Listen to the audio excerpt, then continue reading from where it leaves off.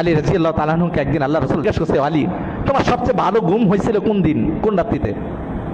আলী রাদিয়াল্লাহু তাআলা বলে, ইয়া রাসূলুল্লাহ, আমার ওই রাত্রিতে সবচেয়ে ভালো ঘুম হয়েছিল যে রাত্রিতে আপনি মক্কা থেকে মদিনায় হিজরত করছিলেন, আর আপনি আপনার ঘরের ভিতরে আপনার বিছানার উপরে আপনার চাদর দিয়ে আমাকে ডাইকা আপনি মদিনায় হিজরত করছিলেন, ওই রাত্রিতে আমার সবচেয়ে ভালো ঘুম হয়েছিল।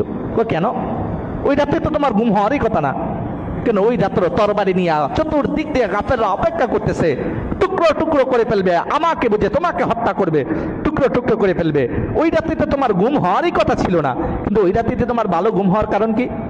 আলী রাদিয়াল্লাহু তাআলা আনহু বলছে, ইয়া রাসূলুল্লাহ, আপনি যখন চাদর দিয়ে আমাকে ডাইকা আপনি যখন চলে যান, তখন আপনি যাওয়ার আগে এই কথা বলছিলেন যে এই কাফেররা আমাকে কিছুই করতে পারবে না, আর সকালবেলায় আপনার সাথে আমি মদিনায় দেখা করব। সকালবেলায় মদিনায় আপনার সাথে দেখা করার জন্য আপনি আমাকে বলে আপনি আপনার চাদর দিয়ে আমাকে ডেকে আপনি চলে গেছিলেন। আমি আপনার এই কথাকে এমনভাবে